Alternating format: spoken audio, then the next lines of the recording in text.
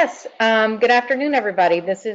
I'm Debbie Howell, and I am with American Student Achievement Institute. We're here today to talk about the redesigning school counseling process. And with me from above and beyond is Amy Siegel. She works with our online system and does a whole lot of other things, but I'm going to let her introduce herself in a few minutes. First, let's make sure that everybody can hear us. So I'm going to unmute Stephanie. Stephanie, can you hear us?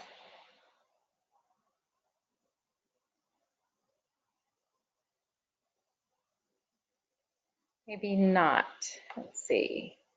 How about, let's look at Verl. Verl, can you hear us?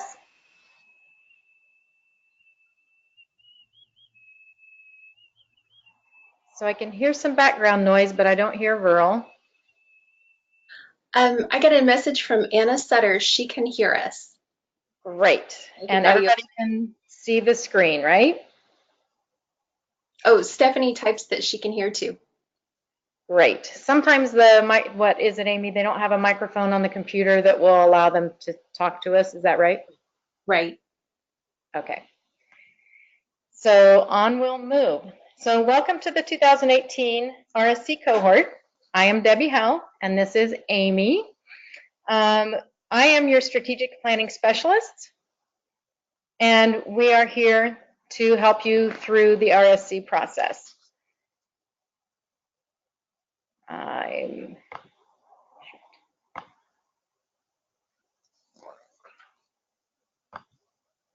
First, let's start with American Student Achievement Institute.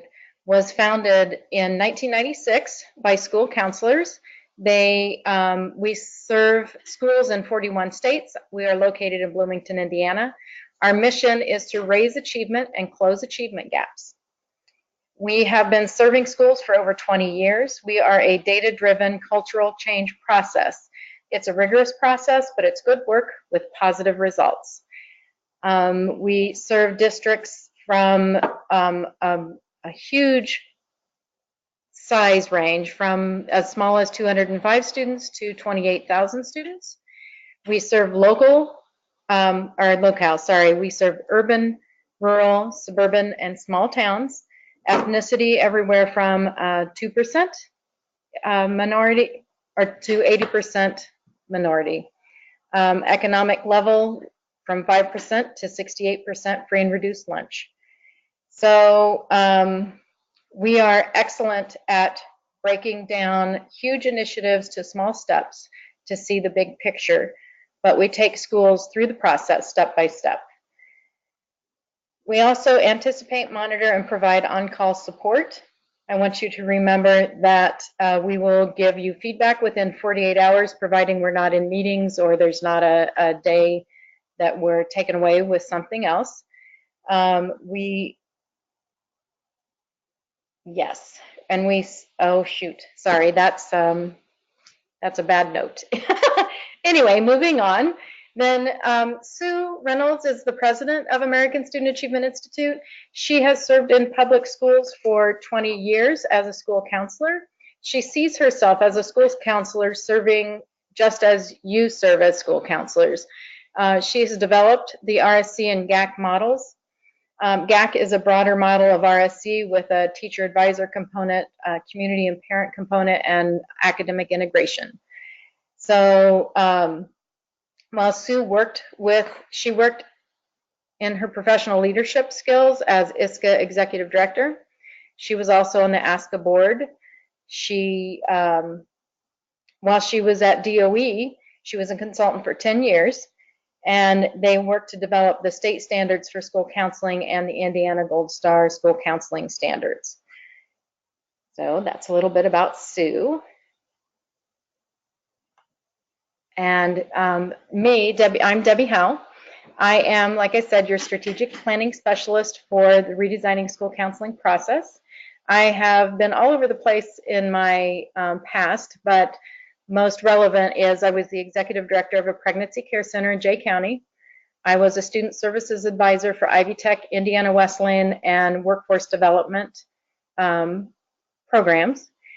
But currently, I am the strategic planning specialist. I have worked with the College Success Coalition, which works with the community part of bringing the community together to help with schools, student and school success. And then I also work with Guiding All Kids, which again is that broader base of redesigning school counseling. My contact information is hal@asainstitute.org. My number is 812-349-4142, and we want you to know to call us at any time. Any questions that you have, please let us know. I monitor your submissions daily and your progress. So we have a 5-minute rule at ASA, which is if you are confused or have a question for more than 5 minutes, you must call us. So my goal is to respond within 48 hours, and the exceptions would be out of office or in another meeting. And let Amy bump in for just a minute, and then we're going to turn our video off. Amy, can you tell us about yourself and what you do at ASA? My name is Amy Siegel, and I've been with ASA since 2001. I just had my 17th anniversary here, and I was the first school support specialist. And the 5-minute rule was originally my rule. I didn't want anybody spinning their wheels or wasting time, because your time is very valuable, and we'd rather have you spending it serving children, serving students, than worrying about anything in our process. So if you have a problem with the online system, you have any questions about the process, if you just need some help getting through, we're very serious about contact your specialist, and that's Debbie. Now at ASA, I do a lot of our web development. I manage our web development and keep our projects going. I also provide support to Debbie and our other strategic planning specialist. And I get to do a little bit of everything. So very happy to be here with you all today. And let's get back to it. Debbie, before I go though, Stephanie Dieter has a hand up. So I thought we might unmute Stephanie and see if we can help her. Sure. Stephanie, can you hear us?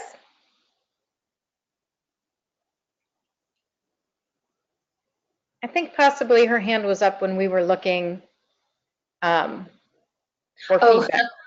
I got a message back from Stephanie. She didn't mean to do that. So it's just an errand button. So, okay. Sorry to put you on the spot. Okay. That's okay. Well, Amy is phenomenal with what she does, and she's a pleasure to work with. So thank you, Amy, for being here with me. This, I hesitate to tell you, is my maiden voyage with a webinar. So yeah, so just be patient with me a little bit. We are going to turn off our screen, so all you're going to see would be the slides that we have. So I'm going to go ahead and do that. Not that. There we go. Are we good, Amy? All good. Awesome. Okay, so moving forward, because we're going to try to really stay on task and get this done, we have some assumptions. Our assumptions are that you care about your community's young people, successful learners, that they become successful learners, responsible citizens, meaningful employment in our global economy, and that you care about your community's economic well-being, that you have a high-quality workforce and attract high-skill, high-wage jobs.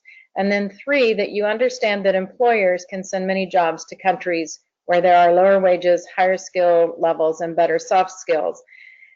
So I guess what we're trying to say is that we all want to keep high-skilled jobs, high-wage jobs in our community by providing students, well, young adults who know how to be productive in the community. And I will at times pause so you guys can ask questions. If you have any, either raise your hand or type them in, or if you raise your hand, we'll call on you. Redesigning school counseling foundational beliefs. All students deserve sound academic, career, and personal social guidance. So redesigning school counseling will help you design a school counseling system that reaches all students, not just specific students. Many school counseling systems can fall into providing just kind of spotty services that when counselors don't have enough time to serve all students, their services tend to be spotty. Sorry about that, that's kind of redundant. Students that are referred by adults to the counselors are much more likely to receive services, like those students who are college prep, who are encouraged by the counselor or the parents to see the counselor about college applications, kids who are troublemakers, who teachers refer them to counselors for assistance, special education students who are required by law to participate in guidance through each year through an annual case conference. So the purpose of guidance and counseling is to enable all students to successfully prepare for academic success at the next level, responsible citizenry, and employment in a global economy. All students deserve guidance and counseling. Through the RSC process, we're going to teach you how to fill the gaps and how to reach all students. So guidance and counseling programs affect academic achievement by helping students make sound choices in areas that promote academic success. And we want to increase the percentage of students who make sound choices in areas that increase academic achievement. So let's look at the school counseling impact pyramid. RSC is based on the premise that school counselors impact student achievement by helping students make sound choices in areas that impact achievement, such as choosing to come to school, choosing to enroll in rigorous courses, and choosing to complete homework. Counselors help students by making sound choices by providing guidance lessons in the areas of academic, career, and personal social development.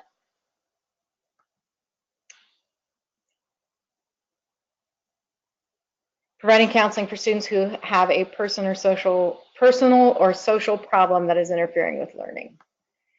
Oops, shoot. Sorry, let's go back. Designing your program with RSC, we begin at the top with achievement goals, and we can use your school's improvement plan.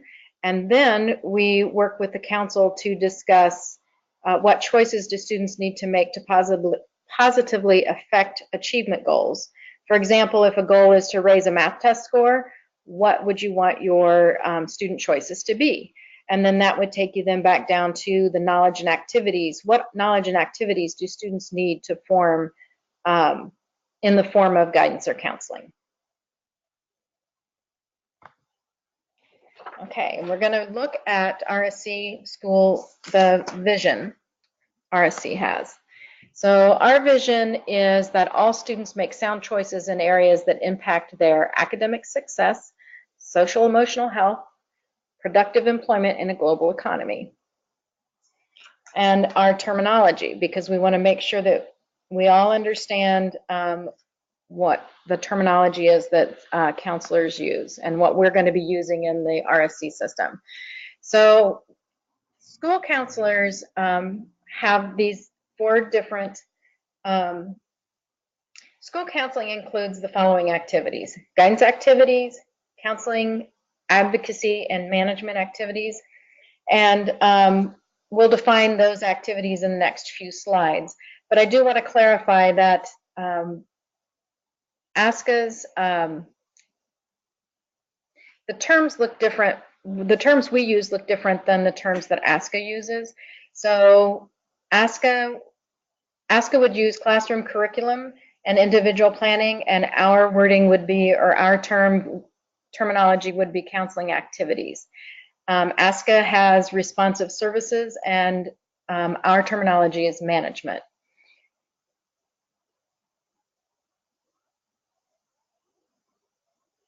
Oh shoot, no, I think I did that wrong. Let me go back here. So our guidance activities would be ASCA's classroom curriculum and individual planning. Our counseling activities would be ASCA's responsive services, and our management activities would be ASCA's system support. Sorry about that, I should follow notes. The reason that we're using different terminology is in your discussions with individuals outside of the school setting, what you're going to find is that ASCA's terminology may not be as relatable as guidance, counseling, advocacy, and management. So you're going to be working with a diverse council, and we want to make sure that the terms are familiar and understandable to everybody. So let's define the specific activity, the specific counseling activity areas. So guidance is the activities that teach all students the knowledge and skills needed to make sound decisions in areas that impact their academic, career, and social emotional development. Guidance activities can be provided by counselors, community members, teacher advisors, classroom teachers, and parents. And just so you know, you don't have to write all these down. We do have some tools in the online system I'll show you in a little bit that will have these definitions for you. Guidance can be in two different settings. We have group guidance and individual counseling. The lesson plans may be implemented with one student at a time, which is called individual guidance, and with many students at a time is called classroom or group guidance.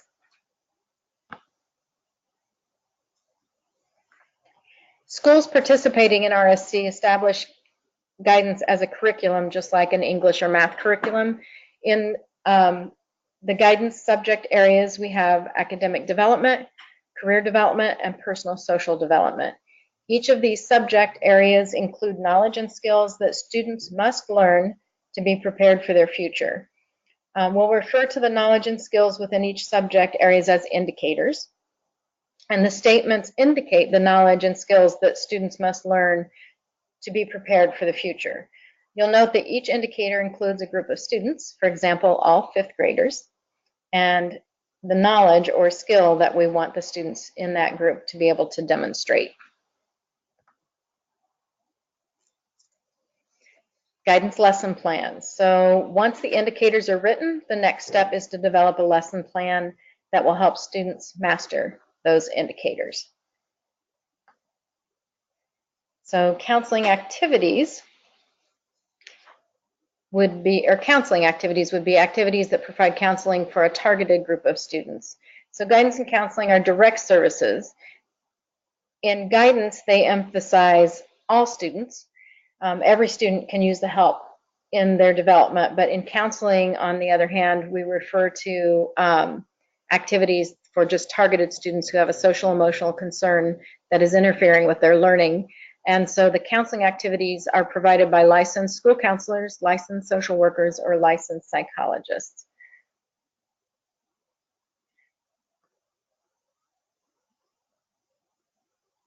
In most schools, 100% of the students will report that they could use guidance, so that would be the guidance activities, in various ways, while only 20% will report that they could use help with addressing a personal or social problem that is interfering with learning. So, like I said, those counseling activities should be provided by a licensed professional, while the guidance activities can be provided by many different individuals. Social and personal situations that may interfere with learning include some of the above. There's a variety of personal and social problems that we can list. Advocacy activities are advocacy and management activities are indirect services. For instance, this could be a counselor advocating for a student in an annual case review or materials for a course that a student cannot afford. So advocacy activities would be activities that create an environment that supports rigorous learning for all groups of students, like low-income students and all individual students. And they can be also provided by several different types of individuals: counselors, community members, teacher advisors, classroom teachers, and parents. And then let's look at management. So management activities are activities performed behind the scenes in order for the school counseling program to run smoothly and efficiently. So Management activities also can be provided by counselors, community members, teacher advisors, classroom teachers, and parents. Management tasks. School counselors engage in 4 types of activities as they manage their school counseling program: program development, personal development, networking, and evaluation. Please keep in mind that these activities support the school counseling program specifically and are not just school in general. So these, to be considered a management task, they have to support the school counseling program specifically. And then that brings us to the last one, which is non-program activities. I think, yeah, non-program activities. I don't know why it skipped a slide. So non-program activities are activities that do not help students. They do not help students master guidance standards or address personal or social problems that are interfering with learning. So while non-program activities are very important, they are not activities which support the counseling program. So we're going to look at a few of those common non-program activities in the next slide.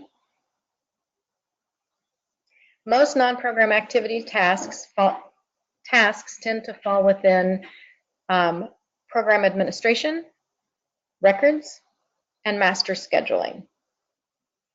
So there's a little side note here. If you're looking at master scheduling, if you're scheduling teachers, it is a non-program activity, but if you're assisting a student with selecting classes, that is actually considered a guidance activity. So with the non-program activities, you'll find non-program activities that do not fall within these 3 areas. Each of the tasks listed on the slide is important for the school to function. However, when school counselors perform these tasks, they have less time to provide guidance, counseling, and advocacy for students. So while these are all important, we need to find a really good balance, which brings us to our next slide of locally defined activity balance. And what we want to find, so the great thing about RSC is that you're constructing a program that's going to work specifically for your school. So what may be considered a locally defined or a defined balance for one school may not be a defined balance for another school.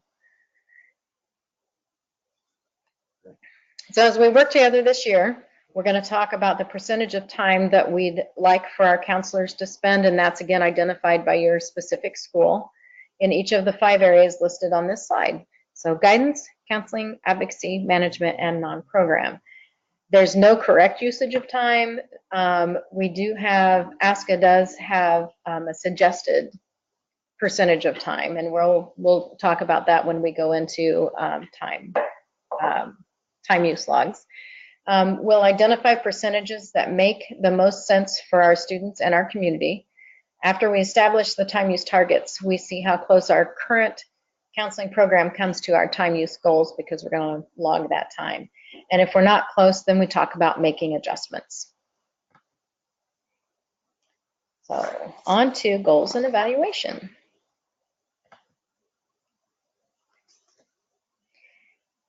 Actually, maybe I should pause and see if anybody has any questions. So if you have any questions, if you can raise your hand, we'll see if we can get to you. I'll give just a couple of seconds here. Let's see, Anna.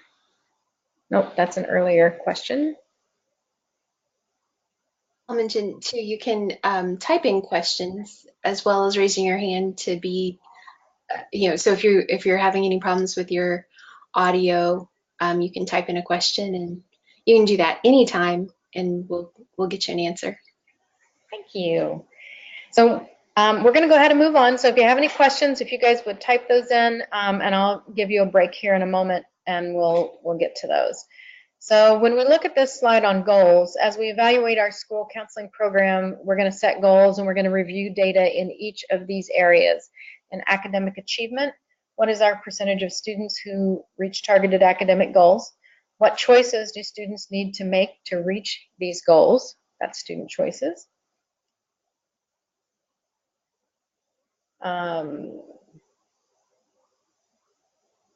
And what choices do successful students make?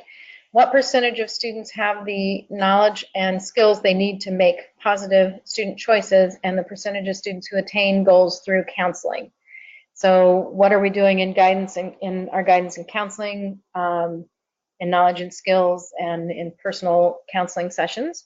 And so, as I said before, RSC is a data-driven process, and these are some of the data that we're going to collect through the process. So we will have you implement the Indiana College and Career Readiness Survey. But again, that information will be coming later. We'll use student surveys to help us evaluate the degree to which students have learned the targeted knowledge skills. So this type of self-report isn't reliable in terms of assessing an individual's master of the indicators, but when we combine all of the data for our students, we'll be able to identify trends in the self-reported mastery. So, you know, some students may disengage in the survey that we have, but again, what you're going to look is at the overall, when you look at the overall report, you're going to be able to see the trends to know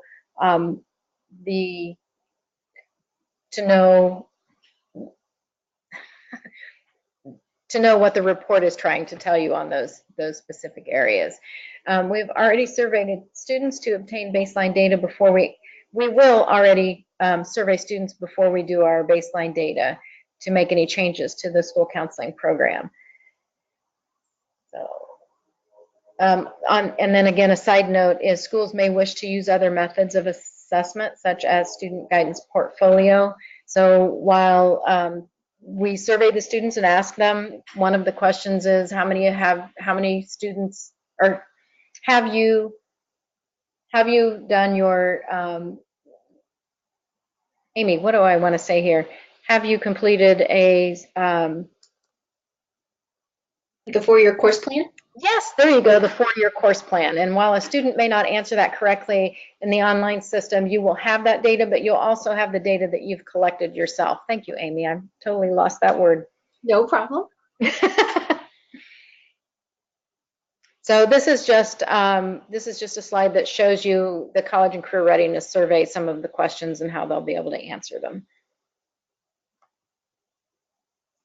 So the RSC system design process. What we're going to do in the next year is we are going to create an organizational structure. So that's going to be who's going to be involved. We will create a vision, which is what are our common dreams. And when we're visioning, we're dreaming, you know, if everything was perfect and nothing stood in the way, what would our vision for our students in our schools be? We will come up with program goals. What are all the choices that successful students make? Priority goals, which choices are we addressing now? Focus goals will be which goals do we want to emphasize next year? Root causes will be why aren't kids making the target choices in our focus goals? So we've set these focus goals. Why aren't those students making those choices? And then what activities can we do to encourage students, you know, the root causes? What activities can we put in place to address the root causes? So what can we do to help students make good choices, or the positive choices we want them to make? The calendar for this year is right now your October 11th organizational structure. This is just a brief calendar that's going to show you when we're going to be going through those specific tasks. But I'm going to show you the next slide. So this slide, this is what you're going to see in the online system. We have this calendar there for you. Make sure that it will be in the manual page. So we want to make sure that you put these dates down on your calendar so we can avoid any later conflicts. So that's just an example of what's on the online system. So in ASA, we address all aspects of this change formula. So when we look at dissatisfaction increases when teams examine their current data and when they conduct their analysis. So when you look at the data and students aren't making the choices that you would like them to make, that would be the dissatisfaction. Vision occurs when a school and communities write their vision statements and when they conduct site visits. Knowledge of the first few steps occurs at each training session when teams learn the next few steps to complete. And we're going to try to keep those, make sure you do the steps in order because each step builds on the next step. And we do those in small chunks. Belief in self occurs throughout the initiative as participants gain new skills and knowledge as they experience success in working through the vision to action change process. So resistance then decreases as teams learn about fear behind the resistance and develop appropriate resistance plans. So we're going to help you put something into place that's going to allow you to make change and address resistance when you come to it. Okay, so do we have any questions before we go into benefits? Debbie, we did have a question about the renewal process, and I just wanted to assure our schools that are here renewing that while a lot of this seems familiar, we know that there has been staff turnover at some of your schools, so we are going through the basics again, and it's a good refresher for everyone. Also, our first year schools, while this is all new and they're going to be doing all these things for the first time, we know our renewal schools are going to be doing an update, a careful review, and then revising anything that needs to be revised in their plan. Absolutely. So. Absolutely. Thank you, Amy. And we're going to talk about that also in just a moment. Okay. Thanks. Thank you. No problem.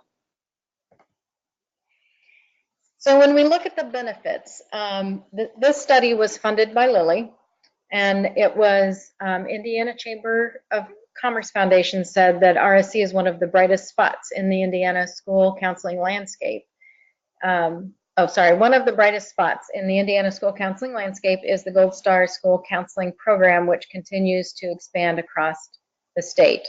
The RSC program provides a consistent and comprehensive process for schools to examine, organize, and redesign their school counseling efforts based on the student goals and outcomes. And then we also have independent research conducted by the University of Connecticut and University of Scranton, also published by ASCA, shows that RSC and Gold Star schools have significantly higher proficiency rates on state math and language arts tests. So the benefits are to students: more post-secondary options, more career options, higher income, lower unemployment, higher standard of living, better health, more involved in parenting.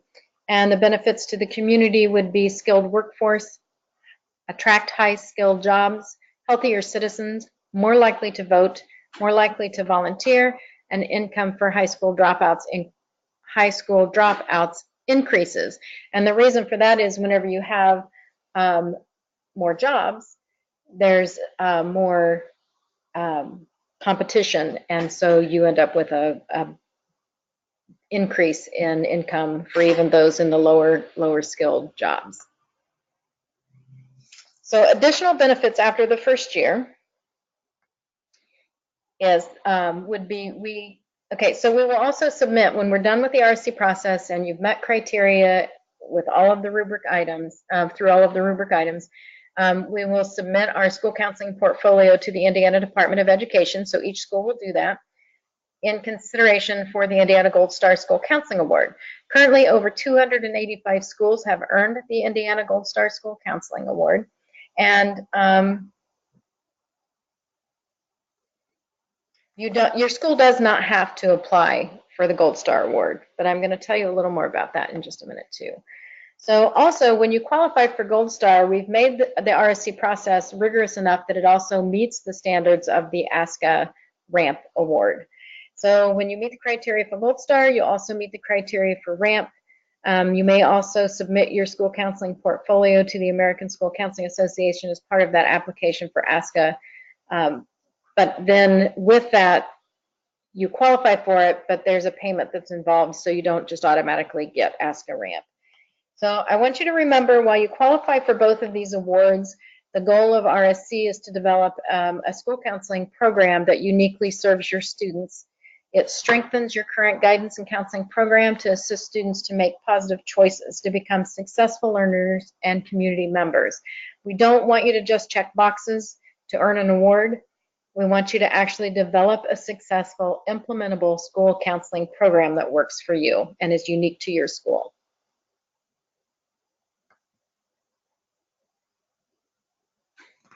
So the organizational structure of redesigning school counseling.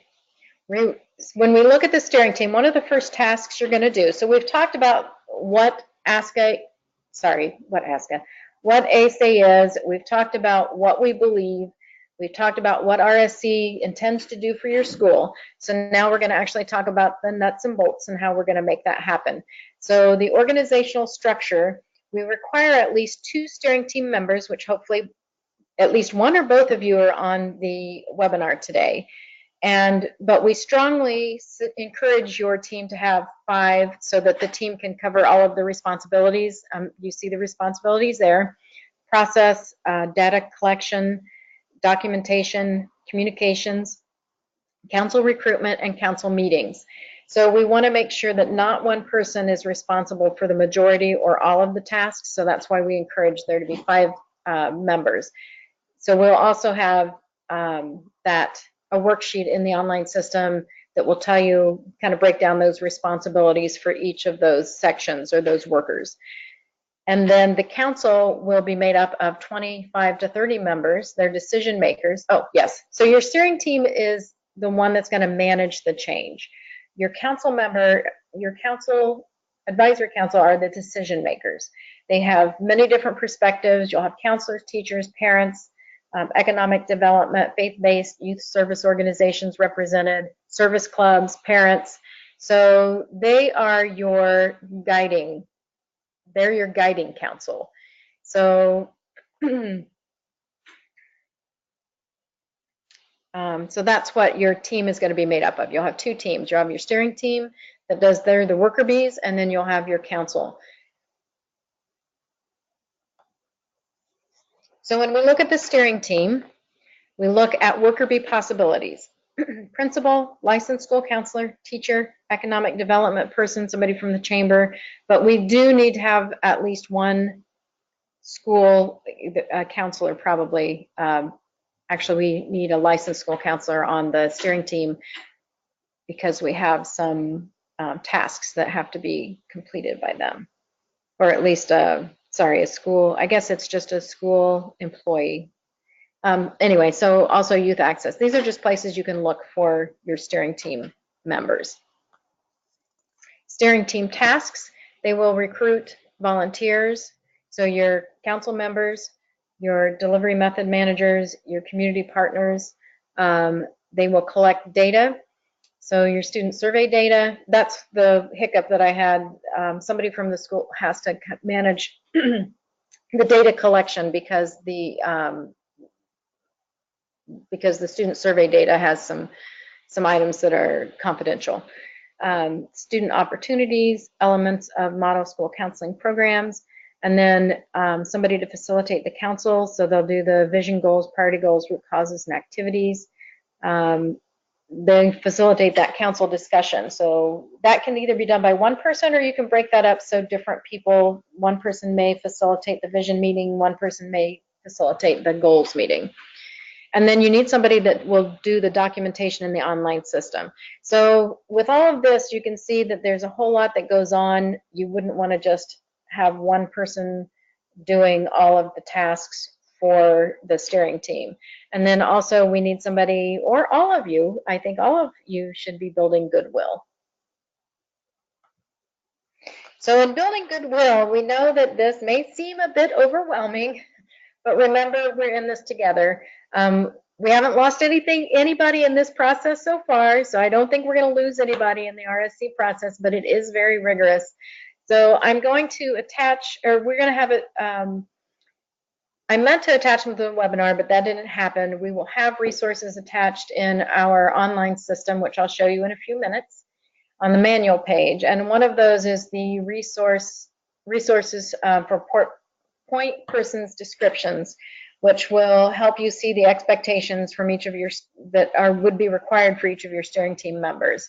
So when you go back to your school, make sure you're excited about the process and the prospect of improving your school counseling program. So when you're excited, it makes others more favorable to the changes that are coming that you hope to implement. Okay, do we have any? Actually, let me get through the steering team tasks first, and then I'll ask for questions. So steering team point people, we have somebody that will be doing process and finance, data collection, council recruitment, council meeting facilitation, communication, and documentation, but we've kind of already stated that.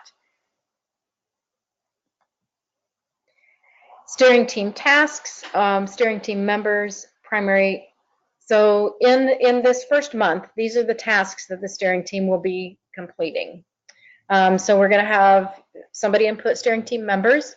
You'll have to select a primary contact, delegate out those responsibilities to each of the steering team members. You need to decide on council meeting dates. So you come up with the meeting dates. The idea is if you come up with the meeting dates, then it can be negotiated after you contact your council. That way you have something to present to them, and then you can do that negotiation piece. We are going to run through the process uses. One of the other tasks would be to build your council, and then workshop one attendance, which is what you're doing now. So like I said before, your data collection point person needs to be a school employee because they're going to be working with the student survey data and more confidential information. Sorry, I stumbled over that earlier.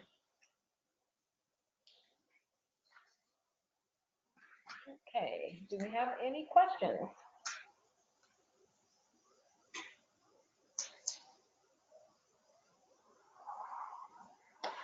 Give me just a few minutes. And I see that it looks like Amy's taking care of questions, so I think we're all good to keep moving forward. So hopefully the tasks that we just mentioned before, you're going to be able to complete in the next few days, if not even today, because you should be able to put in your steering team members. I mean, that would be you. All right. So why convene an advisory council? Your advisory council is your change manager. You're looking for direction and feedback from a diverse group of individuals, which reflects your unique community makeup. So that's why you have an advisory council. I'll do just a quick example. We had an RSC redesign, or sorry, a CSC meeting in my home community, and we brought in the schools and we brought in the community leaders. The community leaders, the one gentleman was even on the school board, and when the school counselor got up to talk about some of the stuff that was coming down from the state, he assumed everybody knew what he was talking about, and the gentleman that was actually well educated on the school board knew everything that was going on in the community, looked at him and said, excuse me, but I have no idea what you're talking about. So he had to back up. When we assume everybody knows what we're talking about, it could be that just in our school setting, that's the information we know. But outside of the school setting, we have people, community individuals and parents that don't know the details or the dialogue even. So we need to make sure that we involve the community. That's why we make up the council. So the council is made up of, it's likely to be a group of about 25 to 30 members. Talk to me if you're having a problem with that. These are your thinkers. They may even become school counseling champions. So that's really a great thing that can happen out of the school council. The council should include school representatives, teachers, students, counselors, administrators, and representatives of feeder schools and receiving schools. The council should also include parents and representatives of community groups, including economic development, business, youth service organizations, faith-based organizations, local government, community agencies, higher education, service clubs, and media. And you can ask yourself this question: who benefits if our community's young people are well educated? So those are the people that you want at the table.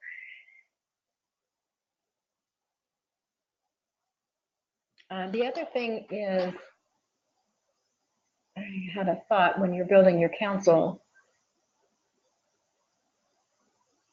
You need to think about HR. So, you know, do you have somebody in HR that fills that slot? And then also if you have a school that is sharing, if you have a small community or schools that share, not council members, but would share that pool of council members, you want to get together and make sure that you're talking about that first so you're not tapping into the same council members.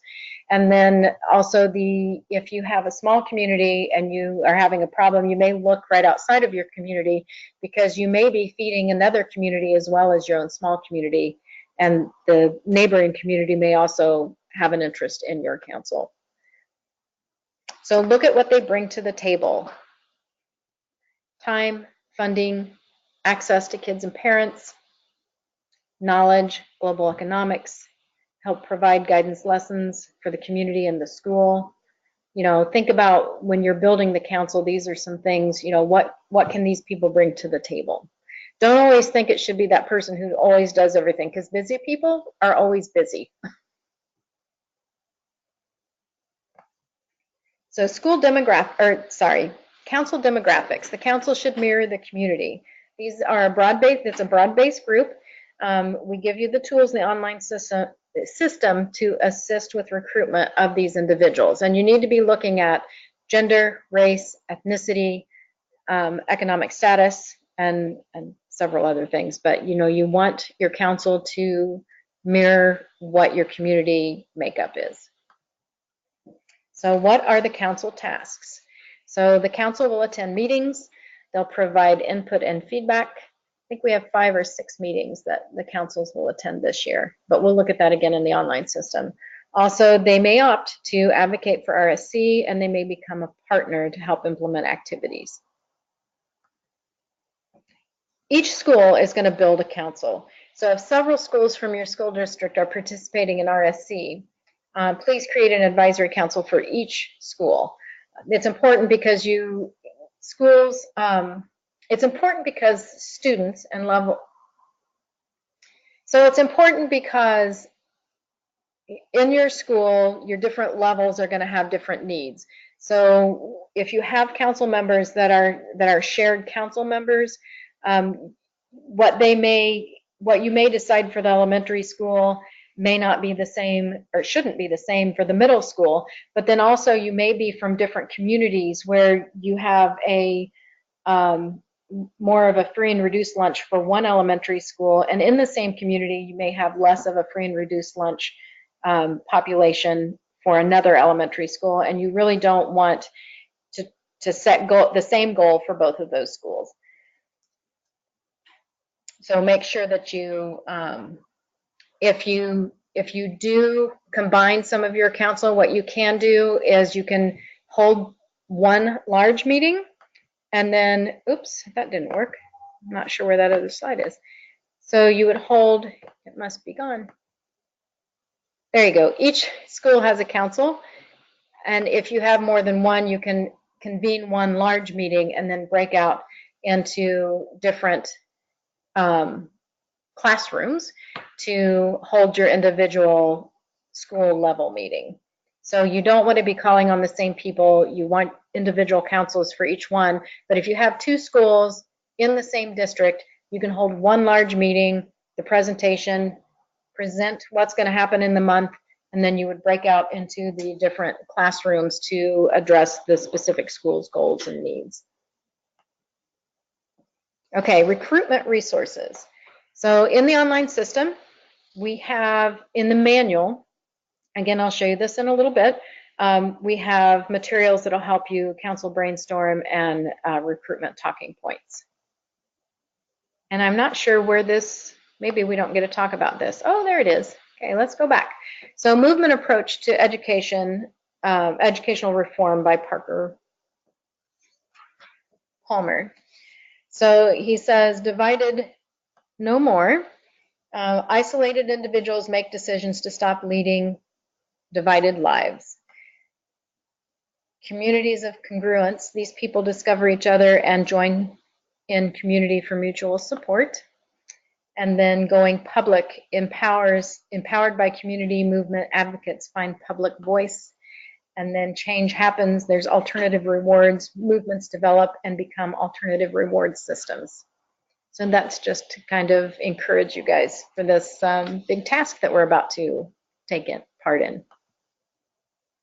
Oh. So RSC team activities. Your RSC Council is a membership brainstorm. So steering team activities build the RSC Council and the resources will be provided.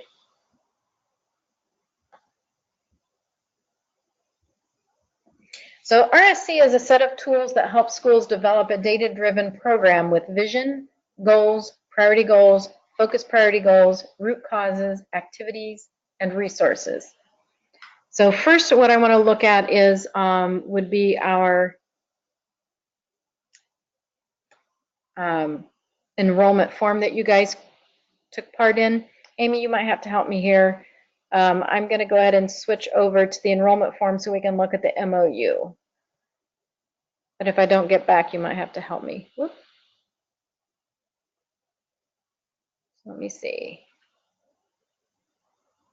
All right. Maybe I can't get out. Escape. There we go. Okay, when your school filled out the contract to take part in RSC, you had this memorandum of understanding. So we have in the memorandum of understanding, we have the ASA deliverables. So the things that we have promised to the schools or to deliver to you. And then at the bottom, we have the school agreement. So promises that the school has made to ASA. So we just want to make sure that you guys look at that and that you're aware that we've made promises to you to take you through this process step by step to provide you resources and tools. And then in response, you guys have agreed to take part in the system and to do what you need to do to complete. And then, of course, at the very bottom, there's the payment. So then let's go ahead and go to the online system. Amy, can you think of anything I've missed before we go online? Not off the top of my head, Debbie. Okay, thank you. If you think of anything. Great. Oh, great, thank you. You guys are real troopers for sticking in with me. Thank you. I shouldn't say troopers. Okay, so what we're going to look at next is the online system and how you're going to get through this. When you log in to, if you look up here, it is asainstitute.org. Hopefully everybody has a username and password. If you do not have a username and password, when you, let me go and see if I can do that here real quick. If you do not have a username and password, when you go to asainstitute.org and you select RSC, you're going to see right here the language that says, if you've lost or forgotten your login information, complete this form, and then you'll send it to me. So if you don't have a username and password, contact me or make sure that you complete this form and we can get you started because you need that to get into this system. So when you first get in, this is not the page you usually come up to. I think it's the little girl with the graduation cap. So the first thing we want to do when you log in is we want to make note. You've got some tools up here to kind of look at who we are, what we're about, events. And then the tools that we're going to use as we go through this RSC process would be these first few tools here. And we're going to be working on the Foundations tab and the Counselor tab. So first, what I'm going to ask you to do when you log in is you go into the RSC uses. And this is where you're going to say, am I first year and am I annual update? So am I renewal process. So you're either a first year or you're a renewal school. So you're going to select that. And then you will go down and you will answer these few questions. Does your school currently have ASCA ramp? No. So are you seeking ASCA ramp? We'll say yes. And then when are we going to have the portfolio ready? Which will be in 2019. Same thing about, does your school currently have Gold Star? We'll say yes. So then we're just going to go ahead and complete these questions. Will or did you apply for the district Lilly implementation grant? Amy, do we still need to answer this question? No. Okay. Sorry. That's okay. So we can disregard question Well, 3. Debbie, I'm sorry. If your school did apply for the grant in the past, that would be nice to know. So you can leave it blank if you want to, or if you're not sure, you can say not sure. But yeah, if you have applied for the Lilly grant, we'd just be interested to know. Okay. Thank you. Okay, so after the process uses is very simple. After we get through with the uses, then we're going to go down to the process page, or back to the process page. So this is the page, this is our working page. When we, let me go down my notes here so I know I've got them. Remember that RSC is a comprehensive data-driven process. We're going to divide it into manageable monthly steps. We have loads of resources. It's a doable process that hundreds of schools have successfully completed, and it benefits kids. So when you're looking at all of these tasks, we're going to look at them in small chunks. So we will first, right now, we have already registered for the webinar. You can check that off. This is just a checklist. You don't have to use these, but you can, so you know where you are and you don't lose track. This webinar will be archived, and it will be right here. We want you to read the RSC approach, which again is up here at the top of the page, or you can read it. This tools column will show you the RSC approach. If you need help or you want more information with the introduction of RSC, we've got this webinar. We've got another steering team building webinar. So if you feel like you need more information on that, you can watch this webinar. See, the task column tells you the action. So it tells you whether you're going to read, watch, or enter that process. You're on number 6, so section 1, get organized. Step 6 is enter steering team members. So when you have your 2 to 5 steering team members, you're going to go over to this enter column. You're going to select enter. David is one of our steering team members. Sue is one of our steering team members. So what you're going to do is, if you're a renewal school, you may add a person, you may remove some people. But if you're a new school, you're of course going to add a new person. So you're going to put in the name, the email address, make sure you have a phone number, and then always make sure if there's a save button that you hit save. Yes, yes, yes. So when your tasks are complete, the thing that I'm looking for as your strategic planning specialist is I'm looking for these items that are submitted. And I went ahead last night and I put in pretend steering team members. You can look at the report, what the steering team consists of when you hit the report button, which is right in this column, the report column. You have a submit column. So this submit column tells me that you've submitted an item, you've completed it, it meets the rubric, which the rubric is down here, and we'll look at that in just a minute. You've looked at the rubric, you're ready to submit it. So we're going to say Sue completed the item, it meets this rubric. We're going to select that we meet the rubric item, and then we're going to submit. When you submit it, it comes to me and it says, demo school has completed these tasks for you to look at. And when you do that, you'll see in the status column, it says submitted. And once I review it, it's either going to say meets criteria, see comments, or needs revision. Anytime that it says meets criteria, see comments, or needs revision, you're going to need to select this little, where it says submitted, I can select that. And I will have notes here under comments that will tell you why I need changes, or may have a suggestion if it says meets criteria, see comments.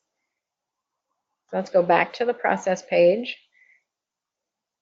So these tasks, you'll see there's a due date. These are your first group of tasks. So you're going to enter your steering team members. You're going to select a primary contact. These are all on the PowerPoint. Steering team responsibilities, you're going to assign those. You're going to enter those council meeting dates, and you're going to do that process, the RSC uses, which was up here on the left toolbar.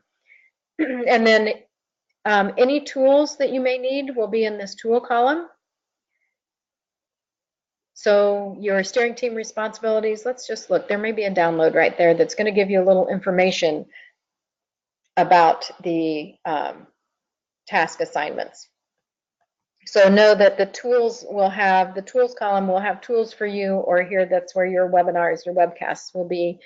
But it may have information sheets that are helpful to completing the task itself. So then again, when you enter it, let's look at the primary contacts. So when you go to enter primary contacts, it takes you to a page that wants you to select that primary contact. And that does not mean that they're any more special. It just means if we need to reach out to one person, that primary contact is the person we're going to reach out to. Steering team responsibilities, it gives you a list of those. So you're just going to click select, and you're going to tell us that data collection is going to be done by David, that council recruitment is going to be done by Sue, and then you're going to go on down. And then you remember you're going to hit save anytime there's a save button on a page. We'll go back to the process. Always remember you can go back to the process tab or the most recent tab. Council meeting dates. When we enter council meeting dates, it's just going to bring us, it gives us suggested window of meeting dates because it will be after the training, but before your next training. Yeah.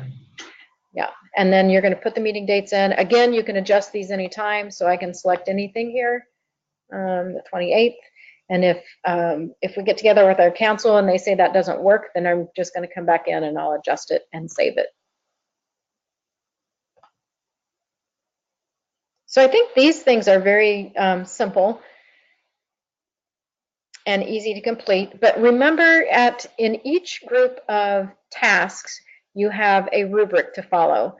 So the rubric is filled with the tasks that you submit. This is what I have to look at before I can say you meet criteria. So when you go to the steering team members task, it says the steering team includes at least 2 members. So if you've got 2 members, you can submit it, and you know, as long as everything's filled out, it's going to say meets criteria or meets criteria, see comments. So then primary contact, you have the primary contact has been identified. So again, each item, each task has to meet the rubric. All right. So one reminder I have is that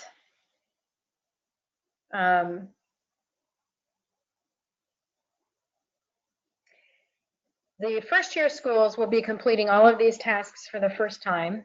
So all of those items are going to be blank or empty. Your renewal schools will be taking, as Amy said, a hard look and evaluate at your what has been submitted and what you're doing. You're going to evaluate your past work and update tasks that are already in the system. We also have done a little bit of reorganization to make this a very, a very complete process. So we may have added some tasks that the renewal schools are not used to seeing, and those won't have anything in them, so you're going to want to make sure to complete those things. This year we're going to be working under 2 tabs. I guess first I should scroll down just a minute and show you. So we have Get Organized that's due in October, and we have Build Your Council. So here's your council roster. When you select, here's the tools that's going to tell you, you've got some things that you can use from us to help you in that recruitment process. And then when you go to enter, you're going to see that there are ways to add your council members when you hit enter. So again, if you're already in a renewal school, you may be able to need to edit or to delete those existing members, or you're going to need to add, because I'm sure we have more council members than we used to request in the past. So you're going to be working in these two areas. So, and I see it from my time that I need to hustle a little bit. So we're going to be using this year foundations and the counselor tabs.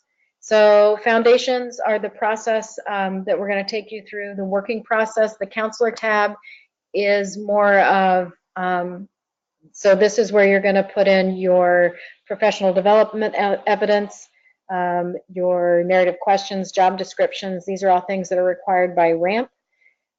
We also have a few big pieces in here would be the guidance lesson plans. But again, you can just look around. These items aren't going to be due until June 15th. So don't worry about these items. I just wanted to show you we're going to be working from two different tabs. Right now we're only looking at foundations and the first two sections. So the other thing to remember is we have a manual page. So under the manual page, if you select manual, you're going to see all of the tools that we have for this introduction and the tools that we have for the steering team organization, the tools that we have for council recruitment. So all of those, sample letters, talking points, council brainstorm, that calendar that I showed you in the PowerPoint is going to be right here. Steering team task assignments information is going to be here. So you just click on it and that's where you're going to find it. Okay, Amy, have I missed anything in the process? I don't think so. I think you hit all the highlights. Great. So always remember to work from the foundations tab. Watch your due date column. These are all of your working columns, tools where you're going to enter items. The report view, so if you've got something in there, it's going to show you the report. The submit, so when you're done with it, you're going to submit the item. It's going to show me, it's going to alert me and tell me that I have something to look at for you. And then when I'm done with it, you're going to watch this status column.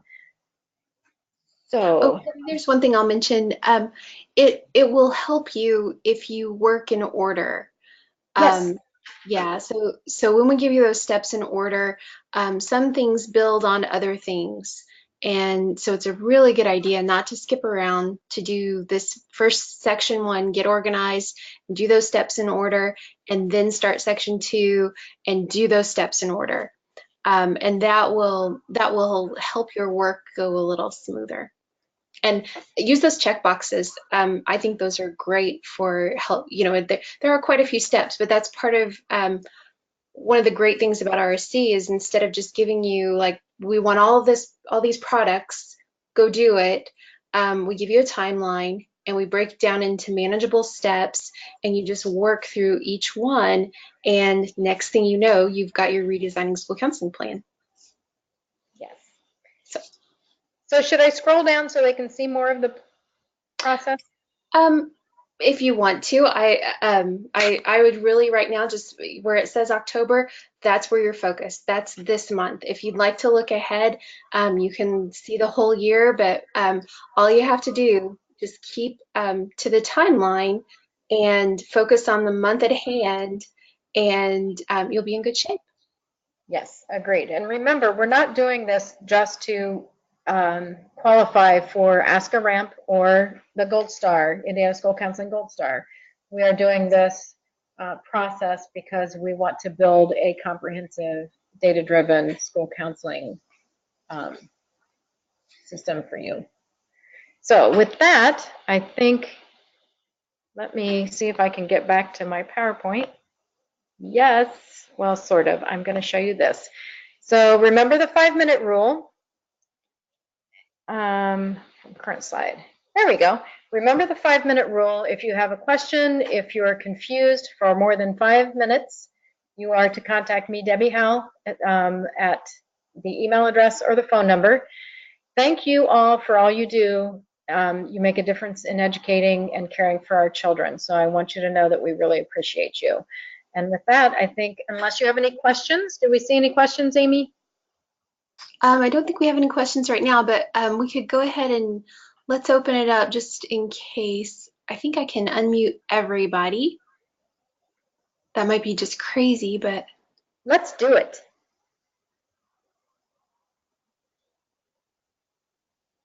well, this is going to be, I have to do it one at a time. And let's not do that. That might get crazy. Okay. If you have any questions, please raise a hand. We'll gladly answer anything you have, or type a question here quickly. But the other thing that we're very serious about the 5-minute rule, and it's not even 5 minutes, like don't wait 5 minutes and then call. If you have a question and you need to talk with Debbie, Debbie is your person. She's going to be your coach and your cheerleader, and she's there to be a resource. She's not she's really, when we say support, we really mean support. She's there to help you through this process and get you through. That's the whole purpose. And so when she gives you feedback, remember always that it's helpful feedback. And if she sends you we call them late submission reminders, that's to try to keep you on track. That's just her goal to keep those submissions from piling up on you, so that at the end of the year you don't have lots and lots of work to do. We try to keep to that timeline so that things don't get crazy later on. So Right. she's your buddy. So call her, email her. She loves hearing from you. Yes, I look forward to working with each one of you. I think I've had contact with most every school, either a phone call or an email. So anything you need, if I went through anything too quickly, this PowerPoint will be up in the online system, in the tools, no, on the manual page, right, Amy? Yes, it'll be on the manual page, and Okay. that'll happen tomorrow. Okay. And so if I've gone through anything too quickly, though, please call me and let me know how I can answer your questions. I will also say, oh, sorry, we do have a question. I'm going to answer that individually.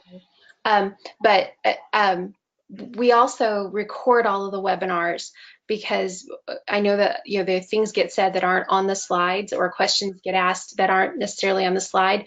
So we do put the webinar on your process page.